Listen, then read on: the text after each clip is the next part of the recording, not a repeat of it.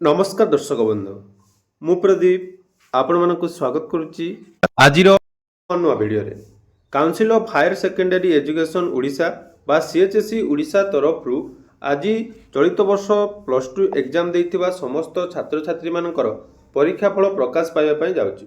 तेणु आज दिन 12:30 पर विभाग तरफ आपण मानकर रिजल्ट पब्लिश होबो एवं चलित वर्ष एकाथरे आपण मानकर विज्ञान कला वाणिज्य एवं धंदामूलक शिक्षार जो मैंने प्लस टू एग्जाम देते से परीक्षा फल जाकि बाहर जाऊँगी।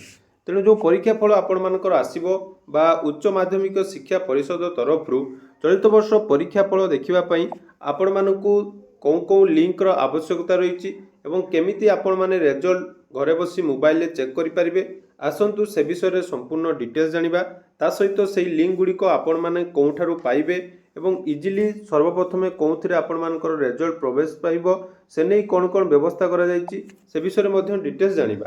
ता पूर्व जदि चैनल को प्रथम दर विजिट करछंती वीडियो को लाइक करेंगे, चैनल को सब्सक्राइब करने सहित पाखरे थिबा बेल आइकन को क्लिक करी ऑल ने सेट कर देबे। Council of higher secondary education Odisha तरफ जहाँकि 20 एप्रिल रिजल्ट पब्लिश करा जिबा पई पूर्वरो जहाँकि नोटिफिकेशन आसीथिला। तेणु आज आपण मानकर रिजल्ट पब्लिश होगा पई जाउची एवं रिजल्ट आपण मानकर 12:30 पर आपण माने विभिन्न प्रकार वेबसाइट रे पाई परिबे। तेणु बुधवार उच्च माध्यमिक शिक्षा परिषद परिचालित युक्त 2 परीक्षा फल प्रकाश पाइब।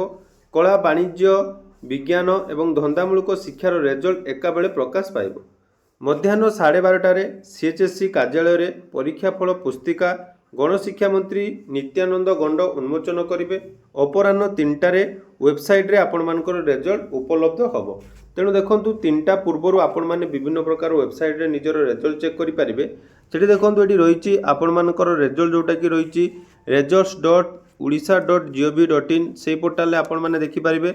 नले आपण मानकर डिजी लॉकर देखो डिजी लॉकर टू आरंभ करी आपण मानकर ओडिशा रिजल्ट इंडिया रिजल्ट यही सब ऑफिशियल पोर्टाल ले आपण मानकर जाकि रिजल्ट प्रकाश पाइब एवं रिजल्ट चेक करबा समय आपण मानकर वेबसाइट रे निजर मोबाइल नंबर निजर रोल नंबर एवं जन्म तारीख देखि आपण माने जाकि निजर निजर फलाफल चेक करि परिबे। या सह साम्स ई कॉलेज स्टेटस रे मध्यम परीक्षा फल उपलब्ध हेबो। प्राय 4 लाख परीक्षार्थी रिजल्ट प्रकाश को नहीं उत्कंठार सह आपण माने जो अपेक्षा करछंती। तेणु आज विज्ञान वाणिज्य धंदामूलक शिक्षा एवं कला रे जो माने प्लस टू एग्जाम देइथिले सेमानकर जाकि प्रकाश पाइब। एवं देखंतु जो रिजल्ट आपण मानकु कहा जाउची लिंक गुडी को मु डिस्क्रिप्शन ले देई देबी कारण लिंक आपण मानकर जे समय रे आपण मानकर रिजल्ट पब्लिश होबो से समय रे आपण मानकर साइड निहाती स्लो रहइबो।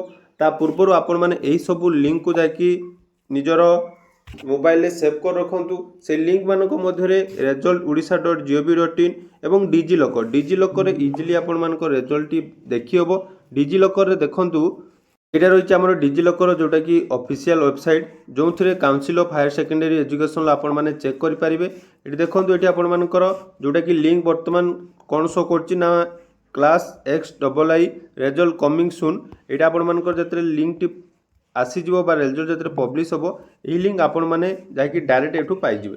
तेणु सब किछि लिंक मु डिस्क्रिप्शन ले देई देबी।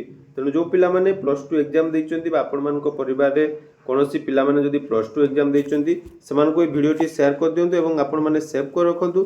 जतेबेले रिजल्ट पब्लिश करिवो सेतेबेले मु आपण मानको लाइव वीडियो माध्यम रे केमिति चेक करिवे से विषय रे मध्ये डिटेल्स जणै देबी।